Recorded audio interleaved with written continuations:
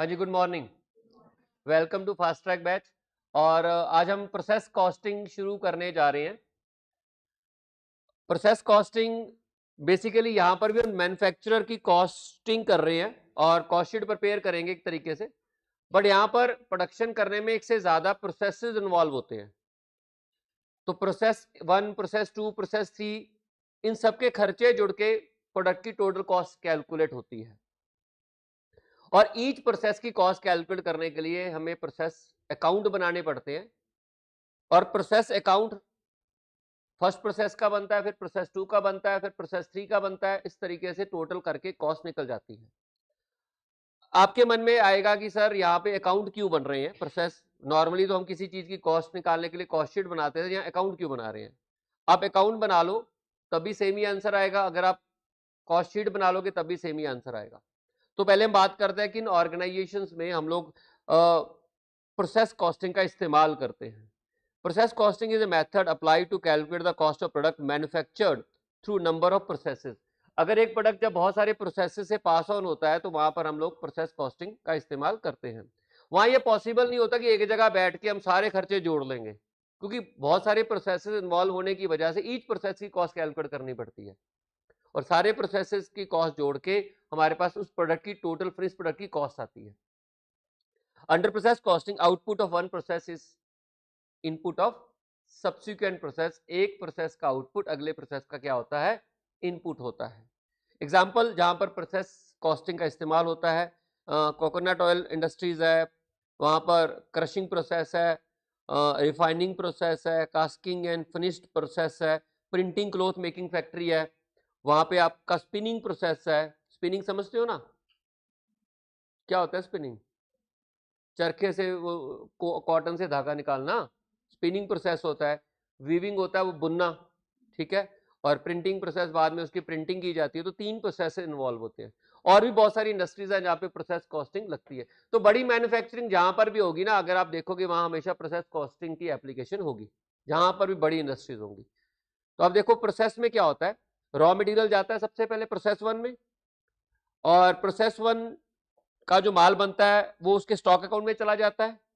उस stock account में से प्रोसेस 2 को चला जाता है माल। प्रोसेस 2 का जो माल बनता है वो उसके स्टॉक अकाउंट में चला जाता है, और प्रोसेस 2 के स्टॉक से प्रोसेस 3 में चला जाता है, और प्रोसेस 3 से फिनिश प्रोडक्ट बन जाता है, और फिनिश प्रोडक्ट बन के उसकी सेल हो जाती है। दोबारा रिपीट कर रहा हूं, सबसे पहले रॉ मटेरियल आता है। रॉ मटेरियल हम प्रोसेस 1 में एंटर करते हैं, उसके ऊपर ऑफकोर्स मटेरियल लेबर के खर्चे ओवरहेड खर्चे ऐड होते हैं। ऐड होने के बाद वो प्रोसेस 1 के लिए कंप्लीट हो जाता है। जब वो प्रोसेस 1 के लिए कंप्लीट हो जाएगा तो प्रोसेस 1 के स्टॉक में चला जाएगा, ठीक है। और प्रोसेस 1 के स्टॉक से हम उसे प्रोसेस 2 में भेज देंगे, क्योंकि उसे कंप्लीट करने के लिए प्रोसेस 2 की जरूरत भी पड़ेगी। तो प्रोसेस 2 में वो इनपुट बन जाता है, it's like raw material for process 2। Process 2 में फिर वो उसके ऊपर लेबर लगाई जाती है, उसके ऊपर अदर एक्सपेंडिचर इनकर्ड होते हैं। वो एक्सपेंडिचर इनकर्ड होने के बाद जब वहां पर चीजें कंप्लीट हो जाती हैं, फिर वो कहाँ चली जाती हैं? उसके स्टॉक में चली जाती हैं। और फिर वहां से आप प्रोसेस 3 में माल बेचते हो। प्रोसेस 3 के लिए ये इनपुट बन जाता है, रॉ मटेरियल बन जाता है, और फिर इसके ऊपर लेबर ओवरहेड्स वगैरह का खर्चा होता है। फिर ये फिनिश प्रोडक्ट में कन्वर्ट हो जाता है, और फिनिश प्रोडक्ट के स्टॉक में जाके वहां से सेल हो जाती है। ऐसा भी हो सकता है सीधा कि स्टॉक अकाउंट हो ही ना क्वेश्चन में, कि प्रोसेस 1 का आउटपुट सीधा प्रोसेस 2 में जा रहा है, प्रोसेस 2 का आउटपुट सीधा प्रोसेस 3 में, और वहां से सीधा फिनिश प्रोडक्ट और फिनिश प्रोडक्ट से सेल। अब हमें प्रोसेस 1 की कॉस्ट निकालनी पड़ेगी, ठीक है। प्रोसेस 2 की कॉस्ट निकालनी पड़ेगी, और फिर प्रोसेस 3 की कॉस्ट निकालेंगे, और फिर तीनों प्रोसेसेस की कॉस्ट जोड़ के आपके पास फिनिश प्रोडक्ट की कॉस्ट आएगी। अब ईच प्रोसेस की कॉस्ट निकालने के 2 तरीके होंगे, या तो ईच प्रोसेस का आप कॉस्ट शीट बना लो, और या ईच प्रोसेस का आप प्रोसेस अकाउंट बना लो।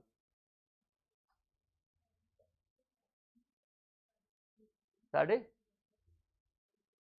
पता है मेरे को, पर 10:30 तक तो कैसे चलेगा?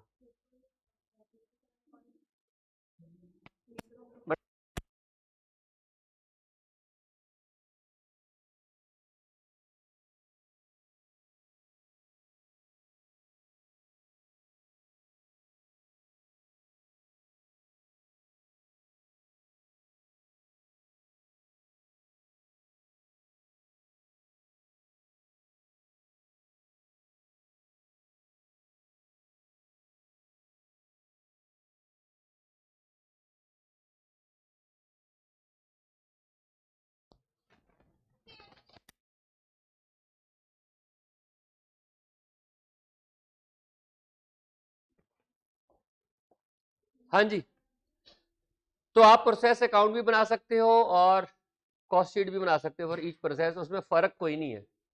क्लियर? बस उसमें अकाउंट फॉर्म में आ गया और कॉस्ट शीट एक स्टेटमेंट फॉर्म में होती है।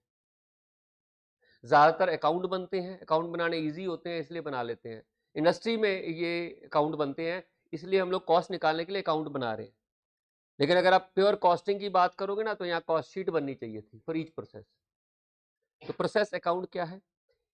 In process costing, process account is prepared for each process to calculate the cost of each process. Process account एक नॉमिनल अकाउंट होता है। नॉमिनल अकाउंट मतलब वहां पे खर्चे, और अगर वहां से सेल हो रही है तो रिकॉर्ड की जाएगी। Where all expenses relating to process are debited and all incomes inventories are credited. Sir process account में इनकम क्या आती है? सेल ऑफ स्क्रैप होता है ना। Sale of scrap cost sheet में क्या होता है? उसको माइनस करते हैं ना। सेल ऑफ स्क्रैप को कॉस्ट शीट में से माइनस करते हैं और यहाँ उसको बाय वाली साइड में दिखा देते हैं। It's a nominal account. यहाँ कोई आमदन आ रही है तो प्रोसेस में क्रेडिट साइड में डाल देंगे, और अगर कोई घाटा हो रहा है तो प्रोसेस में डेबिट साइड में डाल देंगे। Format of process account, process account का फॉर्मेट क्या रहेगा? सबसे पहले रॉ मटेरियल डालोगे, ऑफ कोर्स कॉस्ट शीट का ही फॉर्मेट है। देखो रॉ मटेरियल हो गया, रॉ मटेरियल कंज्यूम होगा, opening stock of raw material पर plus purchase plus minus closing stock. उसके बाद उसके ऊपर लेबर के खर्चे होंगे, लेबर के बाद उसके ऊपर अदर डायरेक्ट एक्सपेंसेस होंगे, और उसके ऊपर फैक्ट्री ओवरहेड आएगा। फैक्ट्री ओवरहेड के बाद उस प्रोसेस के दौरान कुछ नॉर्मल लॉस होगा, नॉर्मल लॉस यहां आएगा, माइनस हो गए यूनिट्स, माइनस हो गए normal loss. Normal loss units को कम कर देता है ना। और अगर उसका स्क्रैप आएगा तो भी हम माइनस करेंगे। नॉर्मल लॉस हो गया, उसके बाद चीज बन जाती है और वो आप या तो प्रोसेस स्टॉक में चली जाती है, या फिर जिन चीजों को मैं हाईलाइट कर रहा हूं ना, मैं उन्हीं को डिस्कस कर रहा हूं फिलहाल। लेबर को, other direct expenses, factory overhead, उसके बाद स्क्रैप माइनस हो जाता है। नॉर्मल कॉस्ट शीट में का प्रोसीजर भी तो यही है ना, यूनिट कम हो जाते हैं और स्क्रैप माइनस हो जाता है, और जो चीज बन जाती है वो बन के प्रोसेस स्टॉक में चली जाती है या नेक्स्ट प्रोसेस अकाउंट में चली जाती है। सिमिलरली नेक्स्ट प्रोसेस के लिए ये प्रोसेस स्टॉक अकाउंट है। अगर आप प्रोसेस स्टॉक बना रहे हो तो प्रोसेस स्टॉक की बात करेंगे, अगर प्रोसेस स्टॉक नहीं बन रहा तो अगले प्रोसेस में सीधी चली जाएगी। बड़ी कंपनीज के स्टॉक अकाउंट मेंटेन होते हैं, एक प्रोसेस का आउटपुट सीधा दूसरे प्रोसेस में नहीं चला जाएगा। क्यों? अगले को चाहिए होगा तभी लेंगे ना, ऐसे थोड़ा ना। अब सेकंड प्रोसेस में मैन्युफैक्चरिंग हो रही है, उनको भी इनपुट चाहिए ही नहीं, तो अब ऐसे कैसे सप्लाई कर दोगे उनको? क्लियर? तो हमें क्या करना पड़ेगा, हमें वेट करनी पड़ेगी जब तक वो मांगेंगे नहीं। तो वेट करने के लिए कहां रखोगे? फैक्ट्री में थोड़ा ना रखोगे, चीज इनकम्प्लीट फॉर्म में है। देखो प्रोसेस 1 के लिए वो कंप्लीट है, लेकिन ओवरऑल तो वो इनकम्प्लीट है ना, WIP है। आप उसे खराब नहीं कर सकते, तो आप उसे एक स्टोर में स्टॉक में ले जाओगे, तो उसके लिए हम प्रोसेस स्टॉक अकाउंट मेंटेन कर लेते हैं। प्रोसेस स्टॉक, ये पहले के यूनिट्स पड़े हुए हमारे पास, ये प्रोसेस 1 के लिए कंप्लीट है। ये ओपनिंग स्टॉक कहोगे आप इसको, ये आपके यहां से बन के आगे, और फिर आप नेक्स्ट प्रोसेस में ट्रांसफर कर दोगे, और जो बच जाएगा इसका क्लोजिंग आएगा। अब जो नेक्स्ट प्रोसेस में ट्रांसफर करोगे ना, वहां फिफो भी लग सकता है, वेटेड एवरेज भी लग सकता है। क्यों? क्योंकि ये कॉस्ट और ये कॉस्ट अलग अलग होंगी। ओपनिंग स्टॉक जब भी होता है तो स्टॉक ट्रांसफर करते समय या तो either we have to use FIFO method, और या फिर आपको वेटेड एवरेज का इस्तेमाल करना पड़ेगा। ठीक, तो ये चला गया आपका नेक्स्ट प्रोसेस में। नेक्स्ट प्रोसेस आता है प्रोसेस नंबर 2। अब यहां पर आपका रॉ मटेरियल नहीं होता, प्रोसेस 1 ही यहां का रॉ मटेरियल होता है। प्रोसेस 1 ही यहां का रॉ मटेरियल है। ये प्रोसेस 1 आ गया, लेकिन यहां पर भी कुछ मटेरियल यूज हो सकता है। बच्चे बोलते हैं कि सर रॉ मटेरियल तो प्रोसेस 1 में यूज होता है, जरूरी नहीं है, प्रोसेस 2 में भी कुछ मटेरियल ऐड हो सकता है। तो अगर होगा तो वो मटेरियल यहां पर आपने ऐड कर लिया।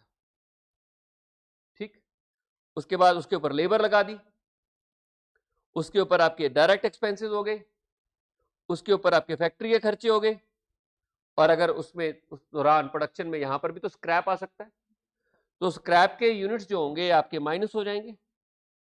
ऑफ कोर्स स्क्रैप आउटपुट को कम करता है, और जो स्क्रैप सेल है वो आपके इनकम बन जाती है और टोटल कॉस्ट में से माइनस हो जाती है, और फिर चीज बनती है वो या तो नेक्स्ट प्रोसेस में चली जाती है या फिर वो फिनिश गुड्स में, अगर कंप्लीट हो चुकी है तो फिनिश गुड्स अकाउंट में चली जाती है।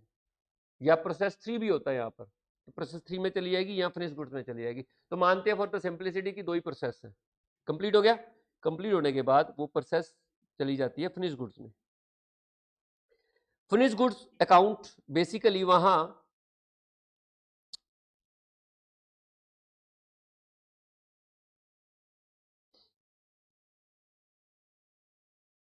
फिनिश गुड्स में आपका पास ओपनिंग बैलेंस होता है पहले से पिछले साल के। ऑफकोर्स फिनिश गुड्स भी है, always have opening stock of finish goods.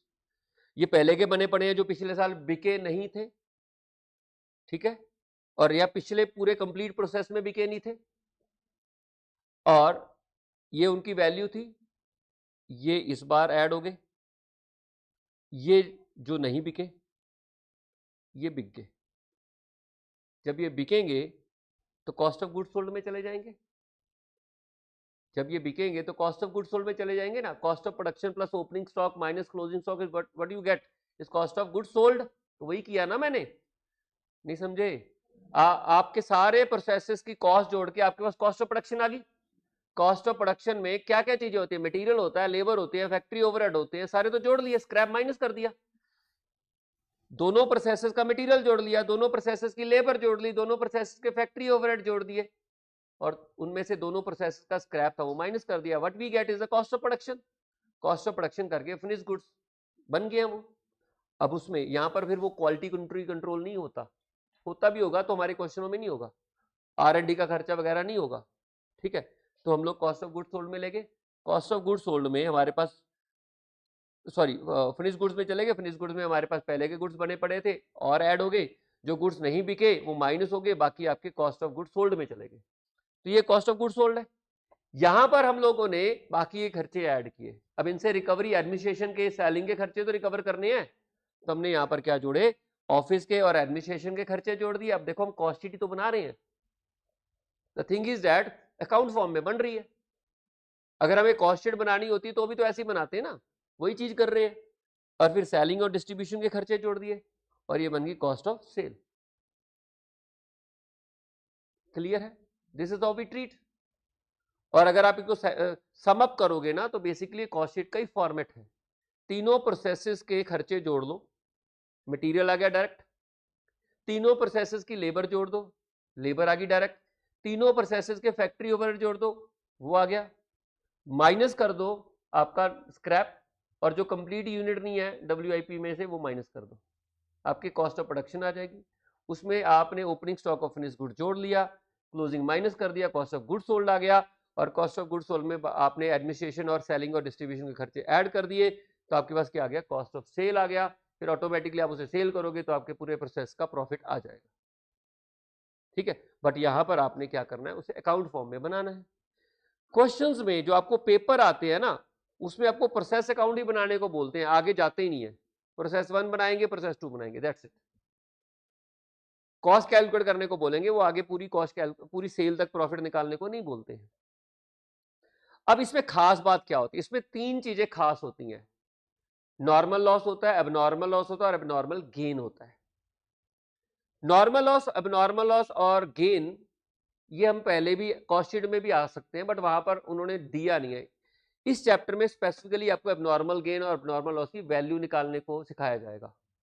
ये एबनॉर्मल गेन और एबनॉर्मल लॉस आपको नॉर्मल कॉस्ट शीट के क्वेश्चनों में भी डाला जा सकता था, लेकिन वहां अब ये वहां वो चैप्टर कॉम्प्लेक्स हो जाएगा, इसलिए वहां आप देखोगे कॉस्ट शीट के किसी क्वेश्चन में एबनॉर्मल गेन नहीं है, कॉस्ट शीट के किसी क्वेश्चन में एबनॉर्मल लॉस नहीं है। ऐसे कैसे हो सकता है कि प्रोडक्शन कर रहे हो, कॉस्ट कैलकुलेट कर रहे हो और जितना सोचा था उतना ही हो रहा है? नहीं हो सकता ना। कॉस्ट शीट सिंप्लीफाई करने के लिए वहां पे उन्होंने एबनॉर्मल गेन और एबनॉर्मल लॉस नहीं डाला, उन्होंने सारा एबनॉर्मल गेन और एबनॉर्मल लॉस यहां डाल दिया। क्लियर? पहले जब हम कॉस्ट शीट होती थी ना तो वहां पे क्वेश्चनों में एबनॉर्मल गेन आ जाता था।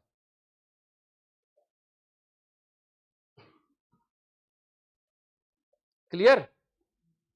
चले आगे, चलिए। नॉर्मल लॉस की ट्रीटमेंट, नॉर्मल लॉस क्लियर है हमें।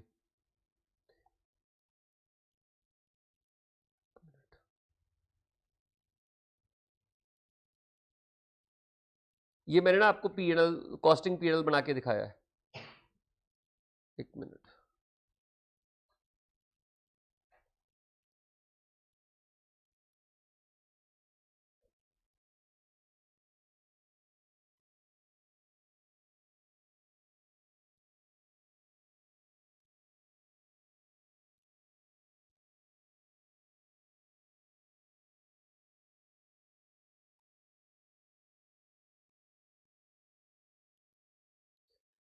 ये कॉस्टिंग पीएनएल बनाया है मैंने, ये जो कॉस्टिंग पीएनएल काट दिया ना, ये देखो काटा हुआ आपके सामने कॉस्टिंग पीएनएल काट दिया, उसकी जगह ये बनाया। सेल दिखा दी, ये सेल होगी, सॉरी, ठीक। उसके बाद ये आपकी कॉस्ट ऑफ सेल आ गई, ये आपका एबनॉर्मल लॉस आ गया, ये आपका एबनॉर्मल गेन आ गया, वहीं एडजस्ट करके आपको प्रॉफिट आ गया। दोबारा बना देता हूं, देखो अगर मुझे कैलकुलेशन ऑफ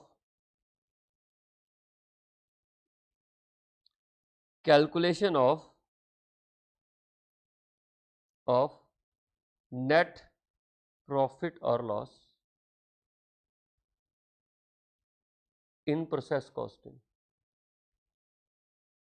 अगर मुझे प्रोसेस कॉस्टिंग में प्रॉफिट लॉस निकालना है तो कैसे निकालेंगे? स्टेटमेंट फॉर्म में बनाएंगे हम लोग,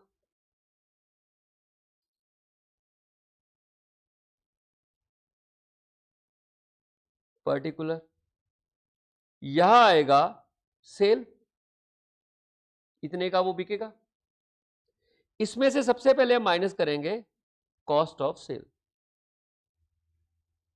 ये कॉस्ट ऑफ सेल कहां से आएगी? प्रोसेस 1 प्रोसेस 2 में गया, प्रोसेस 2 फिनिश गुड्स में गया, finish goods cost of goods sold में गया, कॉस्ट ऑफ गुड्स से कॉस्ट ऑफ सेल आई। This is how we calculate cost of sale, है ना। पहले आपने कॉस्ट ऑफ प्रोडक्शन निकाल ली, फिर कॉस्ट ऑफ गुड्स सोल्ड, फिर कॉस्ट ऑफ सेल, तो वहां से कॉस्ट ऑफ सेल आ गई। इसमें अब कॉस्ट ऑफ सेल में एबनॉर्मल लॉस तो नहीं होगा, एबनॉर्मल लॉस कभी भी कॉस्ट का पार्ट नहीं होता, तो अगर कोई एबनॉर्मल लॉस हुआ वो माइनस कर देंगे।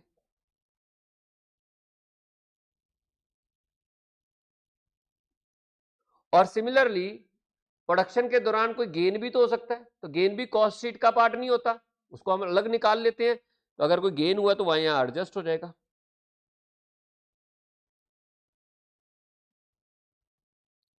और ये एडजस्ट करने के बाद what ever profit you get is the final profit. Clear है? किसी किसी क्वेश्चन में आपको ये बनाने को बोल सकते हैं वो।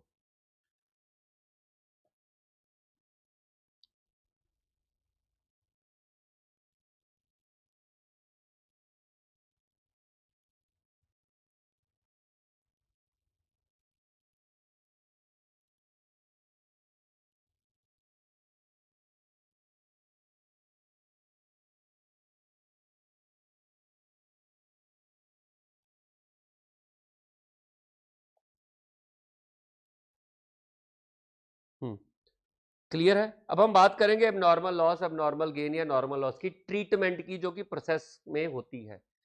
आपने इस ट्रीटमेंट को इस तरीके से पढ़ना कि जहां पर भी प्रोडक्शन होगी ट्रीटमेंट ऐसे ही होनी है, जहां पर भी होगी, चाहे आपके कॉस्ट शीट वाले चैप्टर में हो एबनॉर्मल गेन एबनॉर्मल लॉस की ट्रीटमेंट, नॉर्मल लॉस की ट्रीटमेंट, चाहे जॉब बैच में हो, चाहे आपके यूनिट कॉस्टिंग में हो, जहां पर भी ट्रीटमेंट होगी आपकी जो ट्रीटमेंट सेम ही करनी होगी, उसमें कोई अंतर नहीं है।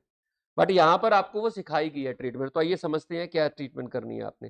पहले अब नॉर्मल लॉस की बात करते हैं। What does normal loss means? Normal loss का मतलब होता है वो लॉस जो अनअवॉइडेबल होता है, जिसको आप अवॉइड कर ही नहीं सकते, विच इज ऑलवेज देयर, उससे आप बच नहीं सकते। तो नॉर्मल लॉस ऑलवेज अगर होता है तो वो कॉस्ट का पार्ट बन जाता है। अगर लॉस नॉर्मल लॉस से ज्यादा हो जाए तो उसे बोलते हैं abnormal loss. Abnormal loss customer कभी बियर नहीं करता, उसे कॉस्ट शीट का पार्ट नहीं बनाते हैं। और अगर लॉस नॉर्मल लॉस से कम हो जाए तो उसे बोलते हैं एबनॉर्मल गेन, और एबनॉर्मल गेन का बेनिफिट मैन्युफैक्चरर को ही मिलता है, उसका बेनिफिट भी हम कस्टमर को नहीं देते हैं। ठीक है, तो व्हाट इज नॉर्मल लॉस? पहले नॉर्मल लॉस समझना जरूरी है। क्वेश्चन में लॉस जब भी परसेंटेज में दिया जाएगा वो ऑलवेज नॉर्मल होगा, मतलब किसी चीज को आप पहले से अंदाजा लगा रहे हो तो नॉर्मल ही हो सकता है। ठीक है, अगर लॉस उससे ज्यादा आएगा तो जाके वो एबनॉर्मल लॉस कहलाएगा, अगर लॉस उससे कम आएगा तो जाके वो एबनॉर्मल गेन कहलाएगा। ना तो एबनॉर्मल लॉस और ना ही एबनॉर्मल गेन कॉस्ट का पार्ट होता है। ठीक है, तो आइए कुछ समझते हैं ट्रीटमेंट ऑफ नॉर्मल लॉस। अब नॉर्मल लॉस की अगर आपने ट्रीटमेंट करनी है तो ये एग्जांपल दिया है मैंने। मटेरियल आपके 1000 यूनिट्स यूज हो रहे हैं, 10 लाख का मटेरियल का खर्चा हो रहा है, लेबर आपकी 5 लाख की यूज हो रही है, फैक्ट्री ओवरहेड आपने 5 लाख यूज कर लिया, तो टोटल 20 लाख का खर्चा हुआ। ये ग्रॉस प्रोडक्शन है। ग्रॉस का मतलब without any loss. Gross production में हमने लॉस कोई माइनस नहीं किया होता। कहते हैं नॉर्मल लॉस आता है 10%, तो हमारा नॉर्मल आउटपुट आएगा कितना आना चाहिए 9000 सॉरी 900। ठीक है, अगर हमारा एक्चुअल आउटपुट 800 आया है तो मतलब 100 यूनिट्स का आपको एबनॉर्मल लॉस है, और अगर आपका एक्चुअल आउटपुट 950 आया है तो मतलब 50 यूनिट्स का आपको एबनॉर्मल गेन है। ये तो आ गया। अब हमें इसकी वैल्यू कैसे निकालनी है? देखिए, आपके 1000 यूनिट्स हैं, खर्चा आया 20 लाख, नॉर्मल लॉस माइनस कर लो। नॉर्मल लॉस की स्क्रैप माइनस हो जाएगी, यहां पे स्क्रैप 0 है, ठीक है, नहीं है मान लो, तो इसका मतलब आपके नॉर्मल 900 यूनिट्स का खर्चा 20 लाख आया। हम मान के चलते हैं कि अब नॉर्मल लॉस चीज बन के खराब हुई है, कि चीज बनी होगी बन के खराब होगी क्योंकि सारा खर्चा हुआ है, तो यहां से हमें 1 यूनिट का खर्चा निकल जाएगा, तो डिवाइड करके आपका 1 यूनिट बना इतना। अगर आप 20 लाख, ध्यान देना मैं बोल रहा हूं कि हम मान के चल रहे हैं कि चीज बन के खराब हो रही है, तो एक चीज कितने में बनी,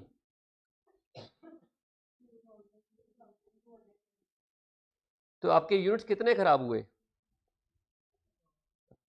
तो 100 इंटू दिस, ये आपके एबनॉर्मल लॉस की वैल्यू होगी। ये टोटल कॉस्ट में से माइनस कर देंगे, ठीक है, ये कॉस्ट का पार्ट नहीं है। और अगर एबनॉर्मल गेन है, एबनॉर्मल गेन का मतलब यूनिट ज्यादा बन गए, तब भी आप देखो हम 900 से डिवाइड कर रहे हैं, हम मान के चल रहे हैं कि 900 का खर्चा 20 लाख है, हम मान के चल रहे हैं कि हमारे जो 900 यूनिट्स हैं उनका खर्चा क्या 20 लाख है, तो 900 को इसका मतलब एक यूनिट का खर्चा 2222 है, तो 50 यूनिट्स कितने के होंगे, तो वो हमारा एबनॉर्मल गेन है। तो कैलकुलेट करना तो ऐसा ही है, आपको कॉस्ट पर यूनिट निकाल लेना है, क्योंकि एबनॉर्मल लॉस भी बन के ही खराब हुआ, कंप्लीट यूनिट खराब हुआ है, और एबनॉर्मल गेन तो वैसे ही ज्यादा बन गए हैं, तो बने हुए हैं ना, तो एक यूनिट की कॉस्ट कैसे निकालोगे, सारे खर्चे जोड़िए, सारे खर्चे जोड़ के डिवाइड कर लिए कितने यूनिट्स आपके नॉर्मल आउटपुट से डिवाइड करना है, तो एक यूनिट की वैल्यू आ जाएगी, और उसी से आप एबनॉर्मल गेन यूनिट्स को मल्टीप्लाई करोगे तो एबनॉर्मल गेन की वैल्यू आ जाएगी, और उसी से एबनॉर्मल लॉस यूनिट्स को मल्टीप्लाई करोगे तो एबनॉर्मल लॉस की वैल्यू आ जाएगी। क्लियर है? अब बारी है कि ट्रीटमेंट कैसे करोगे। ये तो है, वैल्यू तो निकाल ली, तो अगर आप देखो, ये देखिए, वहां पर वापस आते हैं प्रोसेस में।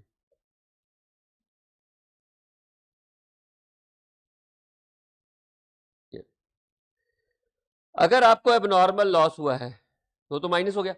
एबनॉर्मल लॉस ये देखिए, ये एबनॉर्मल लॉस, आपको मालूम है यहां डालने का लॉजिक क्या है, कॉस्ट में से माइनस कर रहे हैं इसको, प्रोसेस में से हटा रहे हैं, एबनॉर्मल लॉस हटा रहे हैं, बाय वाली साइड डालने का लॉजिक यही है, माइनस कर दो या बाय वाली साइड कर दो एक ही बात है।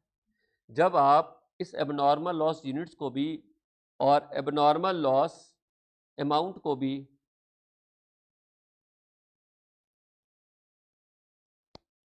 आप यहां लिख दोगे तो इसका मतलब आपने उसको क्या कर दिया, माइनस कर दिया, उसको कॉस्ट में से हटा दिया। और वैसे भी अगर आप नॉर्मल कॉस्ट शीट बनाते हो तो अब नॉर्मल लॉस को वहां से हटा देते हैं, उसकी ट्रीटमेंट अलग करते हैं, कॉस्ट का पार्ट नहीं होता, यहां से हटा दिया। इसकी वैल्यू मैंने आपको बताई थी, जैसे नॉर्मल आउटपुट की निकलती है वैसे ही इसकी वैल्यू निकाल लेंगे, ठीक है। हटाने के बाद फिर हम इसका क्या करते हैं, देखिए,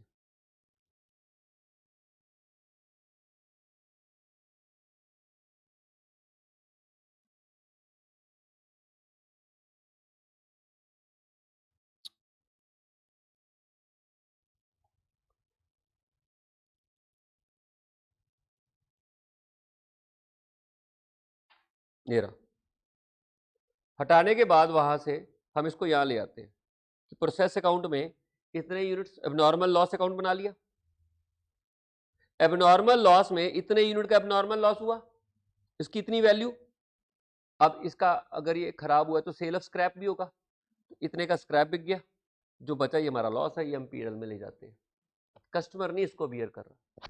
हमने जितना एबनॉर्मल लॉस यूनिट्स के ऊपर खर्चा हुआ था वो प्रोसेस से निकाल लिया, उसमें से जितने स्क्रैप की सेल हुई थी वो माइनस कर दिए, स्क्रैप सेल माइनस करने के बाद जो भी डिफरेंस आया वो हमने लॉस ट्रीट कर लिया।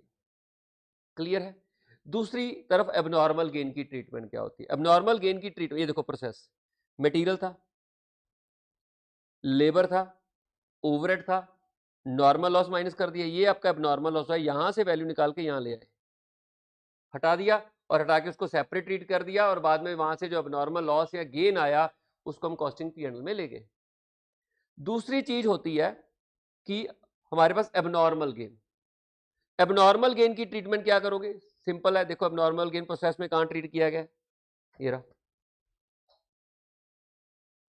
अब बोलोगे सर ये तो ऐड कर दिया। एबनॉर्मल गेन प्रोसेस में आप बोलोगे ऐड कर दिया, ऐड नहीं किया गया। ये एबनॉर्मल गेन का मतलब पता है क्या होता है? कि ज्यादा बन गए। ये देखो जो ये प्रोसेस स्टॉक को जा रहे हैं ना, इसमें ज्यादा बने हुए गुड्स हैं, इसमें से हटाने पड़ेंगे हमें, ये ज्यादा बन गए हैं। सिर्फ नॉर्मल आउटपुट को आप प्रोसेस में दिखा सकते हो, ज्यादा बन गया तो इधर वाली चीज हमने हटा दिया।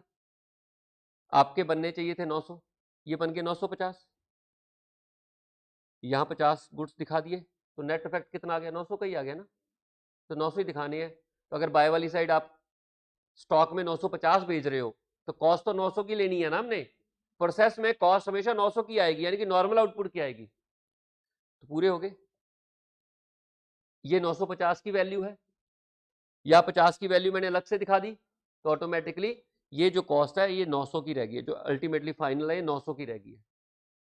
जैसे कि अगर आप नॉर्मल एबनॉर्मल लॉस की बात करते हो तो एबनॉर्मल लॉस में ये कितने होंगे? 850, 850 ही होंगे ना। नॉर्मल आउटपुट 900 आना चाहिए था, और एक्चुअल में बने कितने? 850, ये 50 दिखा दिए, तो टोटल 900 ही हो गया। मतलब प्रोसेस में आपकी कॉस्ट 900 यूनिट्स की ही आएगी, और ये 850 का खर्चा हो गया, ये 50 का खर्चा हो गया, कंप्लीट 900 का खर्चा हो गया। और अगर आपका गेन हो रहा है, अगर आपको गेन हो रहा है तो ये चीज यहां पर 950 होंगे, ये आपका खर्चा भी 950 का होगा।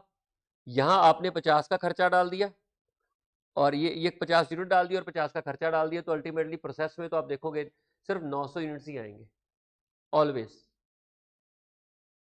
ठीक है, ऑलवेज 900 यूनिट्स ही आएंगे। तो अब नॉर्मल गेन प्रोसेस में डेबिट हो जाता है। ओके, चलते हैं आगे। अब एबनॉर्मल गेन जाता कहां है? एबनॉर्मल गेन का खाता आपको अलग बनाना पड़ेगा। हाँ, हो गया याद, हाँ समझ गया। ठीक है, कोई बात नहीं। हाँ, नहीं वो क्लास एक्सटेंड होगी अभी, पहले मेरी क्लास ऊपर थी ना 10 बजे। चलिए अब देखो जरा, एबनॉर्मल गेन, ये रहा।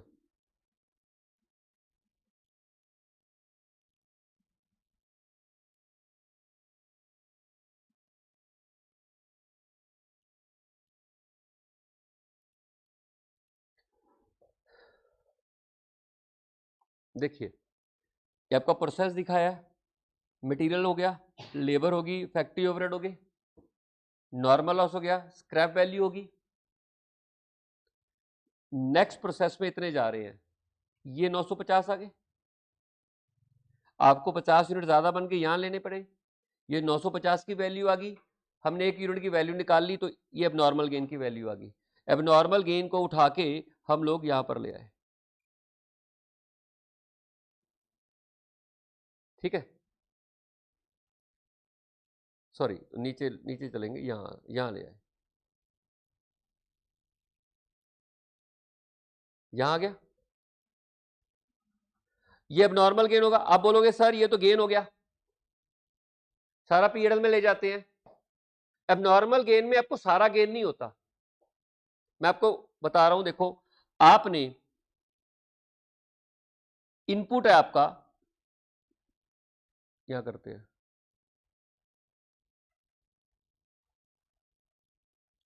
आपका इनपुट है 10,000 या 1000 यूनिट्स का,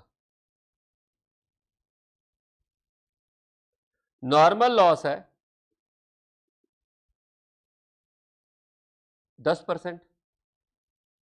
अगर आपका एक्चुअल आउटपुट है 950 यूनिट्स और स्क्रैप वैल्यू है ₹5 पर यूनिट, तो आप देखो आप नॉर्मल लॉस कितना ट्रीट करोगे? आप नॉर्मल लॉस में जब आप दिखाओगे तो यूनिट्स और अमाउंट दिखाओगे, कितना दिखाओगे? नॉर्मल लॉस में यूनिट्स कितने दिखाओगे? 100 है ना, 10% है तो 100 आएगा, और स्क्रैप की वैल्यू कितनी है तो कितना आएगा? 500 आएगा। बट एक्चुअल में स्क्रैप बिका कितना होगा? 50 बिका होगा ना, क्योंकि एक्चुअल में स्क्रैप तो 50 ही है, तो कस्टमर को आप ज्यादा दे रहे हो स्क्रैप का बेनिफिट। एक्चुअल में नुकसान तो 50 यूनिट्स का ही हुआ है ना, 100 का के 100 का हुआ है, 50 का ही हुआ है, बट हम नॉर्मल लॉस कस्टमर को 100 ही चार्ज करेंगे क्योंकि बाकी तो गेन है हमारा। तो अब आप देखो ये 50 में 250 तो कस्टमर को मिल जाएगा, बट 250 हम अपनी तरफ से दे रहे हैं। अपनी तरफ से कैसे दे रहे हैं? बेनिफिट दे रहे हैं, क्योंकि हमें गेन हुआ, ठीक है ना। तो मतलब वैसे तो कस्टमर रेडी था 500 बियर करने के लिए, तो अब हम कस्टमर को 100 यूनिट का लॉस कस्टमर को बियर करना ही है, तो 100 यूनिट का स्क्रैप भी देना पड़ेगा। अगर कस्टमर को हम 100 यूनिट का लॉस बियर करवा रहे हैं, एक्चुअल लॉस 50 का है, तो भाई स्क्रैप भी तो 100 यूनिट्स का देना पड़ेगा ना, तो 250 का स्क्रैप तो जेन्युइन है, 250 का हम अपने पल्ले से दे देंगे। ये पल्ले से जो स्क्रैप जाएगा ना, ये गेन में से माइनस कर लेंगे। अब नॉर्मल गेन की बात करते हैं। एबनॉर्मल गेन आपका कितना हुआ? 50 यूनिट्स का। मान लीजिए एक यूनिट को बनाने में 2222 का खर्चा हुआ, तो आपका एबनॉर्मल गेन कितना हुआ? मल्टीप्लाई करके बताना।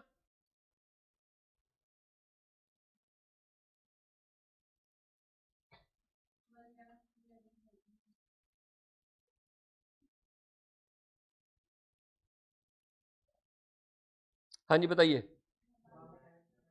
1 लाख जो भी है, इतना 100 इतना, ये गेन हो गया।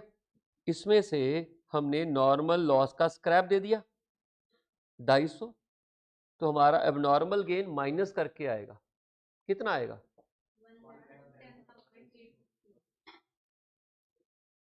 850। इनको पूछना है जरा, दिख भी रहा है ये बोर्ड?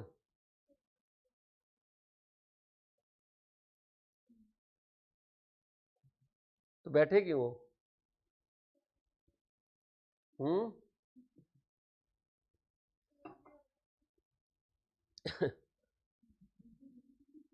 कोई बात नहीं, मूवी भी ऐसे देख लिया करो। मूवी में तो आपको चाहिए कि हीरो भी दिखना चाहिए और हीरोइन भी दिखनी चाहिए, सब दिखना चाहिए। और समझाऊंगा ना, अभी बंद थोड़ा ना हुआ है। अब मेरी बात समझो, दिस इज फास्ट ट्रैक, तो मुझे फास्ट तो रखना ही पड़ेगा ना। प्रोसेस में मैंने 25-30 दिन लगाए थे, 20-25 तो लगाए थे। वो चीज को अगर आप फास्ट करोगे तो यू हैव टू अंडरस्टैंड। आज मैं करा रहा हूं, अगर डाउट आ रहा है तो कल पूछना। बेसिकली मैं क्या कर रहा हूं? कॉस्ट कैलकुलेट करनी बता रहा हूं, normal loss, abnormal loss, abnormal gain की वैल्यू निकालनी बता रहा हूं। अगर आप ध्यान नहीं दोगे तो मेरा यहाँ फायदा नहीं है। Process is not a easy chapter, one of the toughest chapter है प्रोसेस। और मेरे लिए चैलेंज ये है कि मुझे फास्ट कराना है। अब 10 दिन इस पे थोड़ा ना लगा दूंगा प्रोसेस पे मैं, और ये वाले क्वेश्चन आने भी नहीं, क्वेश्चन WIP की वैल्यूएशन के आने हैं। भाई इस पे थोड़ा सा कंसंट्रेट तो करना पड़ेगा ना आपको। मैं ट्राई कर रहा हूं हर चीज बताने की, नहीं तो मैं ये भी बोल सकता, लॉजिक समझाने की कोशिश कर रहा हूं। मैं ये कह रहा हूं कि अब नॉर्मल गेन सारे का सारा PNL में क्रेडिट नहीं होता। आपको गेन हो गया ना 1,11,100 का गेन हो गया, क्योंकि आपके 50 यूनिट फालतू बन गए। जब 50 यूनिट्स आपके फालतू बने हो तो वो हम कस्टमर को बेनिफिट नहीं देंगे, तो उनकी वैल्यू क्या है 1,11,100, है ना। बट गेन अगर आपने लिया है तो उसके बदले में नॉर्मल का स्क्रैप कस्टमर को दिया होगा, जो स्क्रैप हुआ ही नहीं उसका स्क्रैप उनको दे दिया। स्क्रैप दिया तो वो अपने लॉस गेन में से माइनस करना पड़ेगा। 1,10,850 आपका गेन है, ये गेन PNL में जाएगा। जिसको नहीं समझ में आया अभी दोबारा समझ लेते हैं। देखिए देखिए इस चैप्टर में अगर आपको लॉजिक क्लियर नहीं है तो फायदा कोई नहीं इस चैप्टर को करने का।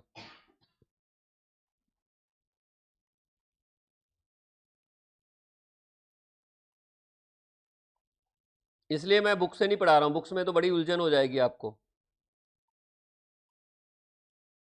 ये देखिए एबनॉर्मल गेन, ये रहा।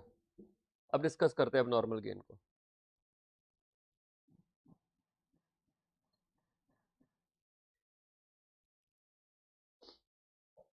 ये आपका प्रोसेस है,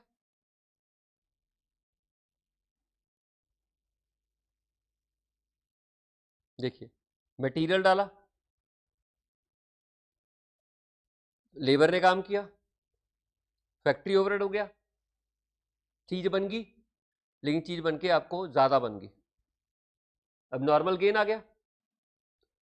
मान लीजिए यहां पे 950 बन गए, चाहिए थे 900, और 100 का स्क्रैप भी दे दिया आपने, और यहां 50 गेन दिखा दिया। एक्चुअल में स्क्रैप कितने का है 50 का, लेकिन कस्टमर को हम 100 का ही स्क्रैप चार्ज कर रहे हैं। यहां 50 तो एक्चुअल स्क्रैप है, 50 अपने पल्ले से डाल दिया, स्क्रैप हुआ ही नहीं 100 का। गेन का मतलब आपका नॉर्मल लॉस कम हुआ है, लॉस कम हुआ है, लेकिन कस्टमर को हम 100 का ही डालेंगे। जब आप कस्टमर को 100 का डालोगे तो स्क्रैप कितना दोगे 100 का ही दोगे, ठीक है। स्क्रैप तो देना पड़ेगा आपको, लेकिन एक्चुअल स्क्रैप कितने का है तो 50 का ही, लेकिन अपनी जेब से देना पड़ेगा क्योंकि गेन भी तो कर रहे हैं। अगर आप कस्टमर को बोलोगे कि भाई साहब 50 का ही स्क्रैप हुआ है ना, तो आप गेन का बेनिफिट कस्टमर को दे दोगे और कॉस्ट पर यूनिट रिड्यूस कर दोगे, सारे खर्चे 950 से डिवाइड हो जाएंगे, तो रेट फॉल कर जाएगा। हम गेन का बेनिफिट कभी भी कस्टमर को नहीं देते, कॉस्ट हमेशा नॉर्मल आउटपुट के हिसाब से निकलती है, और अगर गेन आता है तो ऑर्गेनाइजेशन को फायदा होता है, और लॉस आता है तो ऑर्गेनाइजेशन को लॉस होता है। अब नॉर्मल तो भाई आप बताओ जरा, यहां पर मैंने जो स्क्रैप दिया वो कितना दिया 50 यूनिट्स का दिया या 100 का। एक्चुअल में स्क्रैप कितना था 50 का, लेकिन हमने कस्टमर को 100 का बेनिफिट दे दिया, क्योंकि हम कस्टमर के सिर पे एक्स्ट्रा 100 यूनिट का लॉस भी तो लाद रहे हैं। एक्चुअल में बने 950 है, लेकिन कॉस्ट निकालते समय 900 से डिवाइड कर रहे हैं, तो रेट इन्फ्लेट कर रहे हैं ना, तो इसका मतलब हमें बेनिफिट भी तो देना पड़ेगा।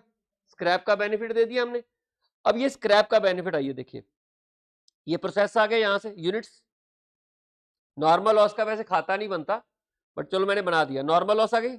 अब सेल ऑफ स्क्रैप जो एक्चुअल में होगी वो तो 50 यूनिट्स की होगी।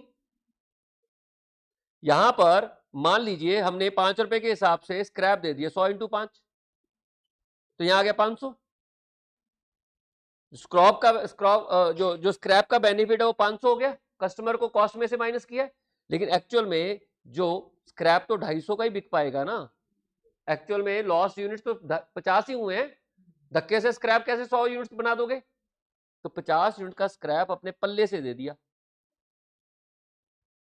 जो पल्ले से दिया उसको कहां से एडजस्ट करोगे गेन में से, तब आप देखो गेन, ये गेन आ गया, ये आपने नॉर्मल ये वाला एडजस्ट कर दिया, ये वाला PNL में जाएगा, ठीक है। ये गेन आपको PNL में लेके जाना पड़ेगा। तो आई थिंक आपको ये चीज मैंने बता दी है। एक बार यहां से पढ़ लेते हैं, मैंने लिखा हुआ है सारा ये यहां। Accounting treatment of normal loss in process costing. The unit of normal loss will be credited to process account. एक minute,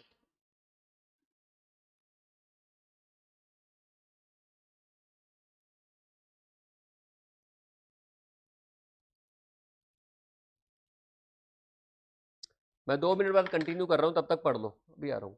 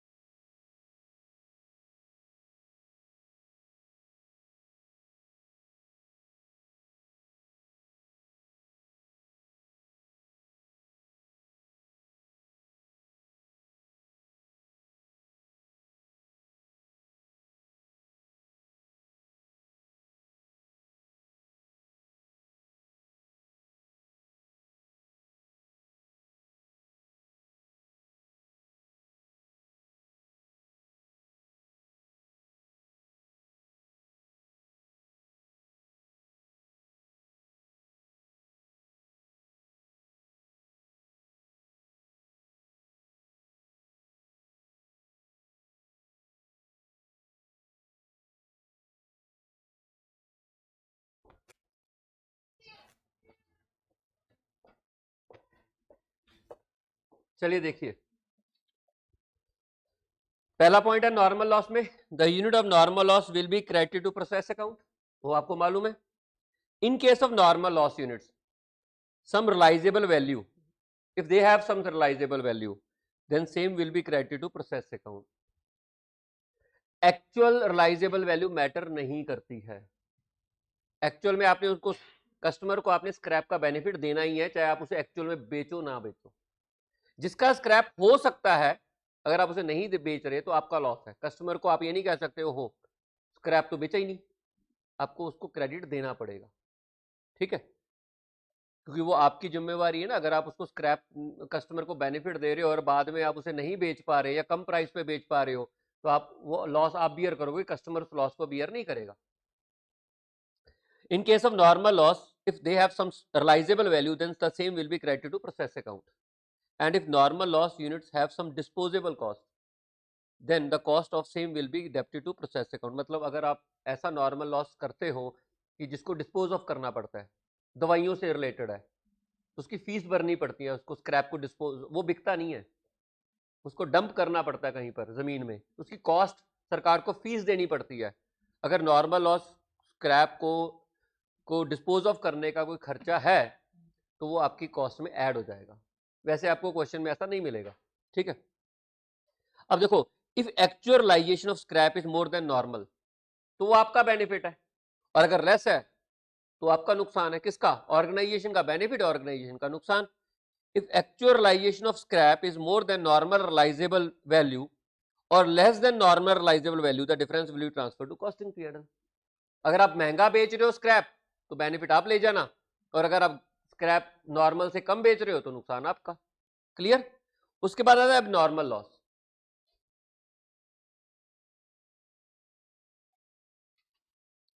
abnormal loss, actual loss जब नॉर्मल लॉस से एक्सीड कर जाता है, जब आपका एक्चुअल लॉस नॉर्मल लॉस से exceed कर जाता है तो उसे हम बोलते हैं कि एबनॉर्मल लॉस हो गया। Actual loss is more than normal loss, this loss is avoidable, ठीक है, therefore customer will not bear this loss, customer उसको बियर नहीं करेगा, उसे कॉस्ट का पार्ट नहीं बनाया जाएगा, उसे कॉस्ट में से हटा दिया जाएगा। यहां पर क्या होता है, abnormal loss in actual production is less than, मतलब एक्चुअल प्रोडक्शन आपका कम होता है नॉर्मल लॉस के केस में। हम ये मान के चलते हैं कि नॉर्मल लॉस 100% कंप्लीट है, चीजें बन के खराब हुई हैं। अगर आप ऐसा नहीं मानोगे ना तो उसकी कॉस्ट कैलकुलेट करना मुश्किल हो जाएगा। अभी तो क्या करते हैं, हम नॉर्मल आउटपुट की कॉस्ट मान लेते हैं और वही अब नॉर्मल लॉस यूनिट्स की कॉस्ट भी मान लेते हैं, ठीक है। कहता है कि अब normal loss units are 100% complete in all aspects, material भी 100% लग गया, लेबर भी 100% लग गई, एंड उसके ऊपर ओवरहेड भी 100% लग गया। Value of abnormal loss units कैसे निकालोगे, abnormal loss units into cost per complete unit divide करके उसकी वैल्यू आ जाएगी। क्लियर। ट्रीटमेंट क्या करोगे, इसकी प्रोसेस में इसे बाय वाली साइड ट्रीट कर लिया जाएगा। इससे क्या होगा, यूनिट टोटल यूनिट में से माइनस हो जाएंगे, आपके यूनिट 900 आ जाएंगे, और आपकी जो ये वैल्यू है ये माइनस करोगे टोटल कॉस्ट में से माइनस हो जाएगी, तो आपकी जो कॉस्ट है वो भी नॉर्मल की आ जाएगी, ठीक है। बाद में हमें एबनॉर्मल लॉस अकाउंट बनाना पड़ेगा।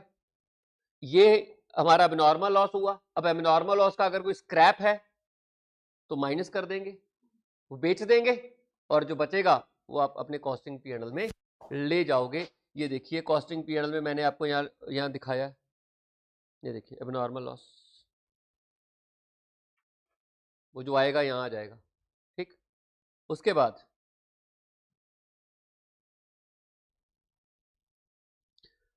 Abnormal loss units as well as value is credited to process account, process account में हमसे क्रेडिट कर देंगे scrap sale of abnormal loss unit if any credit to abnormal loss account, यानी कि यहां पर abnormal loss unit की अगर कोई स्क्रैप है तो वो एबनॉर्मल लॉस अकाउंट में क्रेडिट होगी, वो प्रोसेस में क्रेडिट नहीं होने वाली, and the remaining abnormal loss is transfer to costing PNL, ठीक है।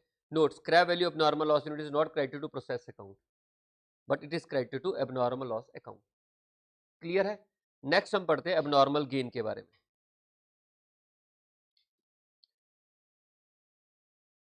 एबनॉर्मल गेन क्या है, जब आपका actual production when actual loss is less than normal loss, यहां जब आपका एक्चुअल आउटपुट नॉर्मल आउटपुट से ज्यादा होगा तो हम उसे क्या बोलेंगे, that we have abnormal gain.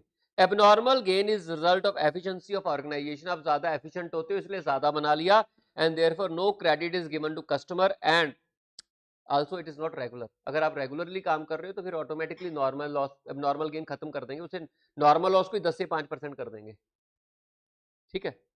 Abnormal gain are always 100% complete, unit बनी होगी ना तभी गेन है, 900 की जगह 950 बन गए तो 950 कंप्लीट होंगे, तो एबनॉर्मल गेन हमेशा 100% कंप्लीट होता है, ठीक है। इसकी वैल्यू कैसे निकालोगे, एक कंप्लीट यूनिट की कॉस्ट निकाल लो और जितने आपके एबनॉर्मल यूनिट्स होते हैं उसे मल्टीप्लाई करो, आपके पास एबनॉर्मल गेन की वैल्यू आ जाएगी। तो आपको क्या मान के चलना है, कॉस्ट, ये जो कॉस्ट पर यूनिट कैसे निकालोगे, हम नॉर्मल खर्चे उसमें से नॉर्मल स्क्रैप नॉर्मल आउटपुट से डिवाइड करके एक कंप्लीट यूनिट की कॉस्ट निकाल लेंगे, उसी के हिसाब से अब नॉर्मल गेन की वैल्यू निकलेगी और उसी के हिसाब से अब नॉर्मल लॉस की वैल्यू निकलेगी, क्योंकि हम मान के चलते हैं कि अब नॉर्मल लॉस भी 100% कंप्लीट होकर खराब हुआ है, कंप्लीट हुआ फिर खराब हुआ, और अब नॉर्मल गेन तो होता ही 100% कंप्लीट है। ट्रीटमेंट क्या होगी, एबनॉर्मल गेन के यूनिट्स और वैल्यू प्रोसेस में डेबिट होंगे, क्यों होंगे, क्योंकि अदरवाइज आपके जो एक्चुअल आउटपुट है ना वो 950 आ चुका होगा और कॉस्ट है वो 950 की आ गई होगी, तो अगर हम वो नहीं माइनस करेंगे तो फिर मैच इन प्रोसेस मैच नहीं करेगा, तो आपको 2 वाली साइड में उसको दिखाना पड़ेगा, ठीक है। Abnormal gain is reduced by, अब ध्यान दो, जो टोटल गेन है उसमें से हम क्या रिड्यूस करेंगे, एबनॉर्मल गेन में क्या रिड्यूस करेंगे, abnormal gain is reduced by scrap value of abnormal gain units, and this amount of scrap values adjusted against the scrap value of normal loss units in normal loss account। मैंने बोला ना, आपने scrap 100 units का दिया normal के case में, actual scrap हुआ 50 units का, तो आपने 50 यूनिट का फालतू स्क्रैप दे दिया, तो वो स्क्रैप का जो फालतू दिया वो एडजस्ट होएगा, ठीक है। और बैलेंस का जो आपका एबनॉर्मल गेन है बैलेंस एबनॉर्मल गेन है वो आपका कॉस्टिंग पीएनएल में चला जाएगा। Balance abnormal gain account is transfer to costing PNL. ये एक जल्दी से इसको दोबारा से देख लेते हैं। ये आपका खर्चा हुआ, मटेरियल और लेबर का, फैक्ट्री ओवरहेड आ गया, इतने यूनिट्स बन गए, इतना कॉस्ट पर टोटल कॉस्ट आ गई, ये आपके ज्यादा बन गए, स्क्रैप माइनस कर दिया और सॉरी यूनिट्स माइनस कर दिया, उसका स्क्रैप दे दिया और ये आपके इतने यूनिट्स एबनॉर्मल गेन में चले गए और इतने यूनिट्स का उसकी वैल्यू आ गई। ठीक है, नॉर्मल लॉस ये आ गया, उसमें से ये स्क्रैप तो एक्चुअल में हुआ, ये 50 यूनिट का स्क्रैप है और जो 50 यूनिट का स्क्रैप फालतू में दे दिया गया एबनॉर्मल गेन के साथ एडजस्ट होगा। ठीक है, एबनॉर्मल गेन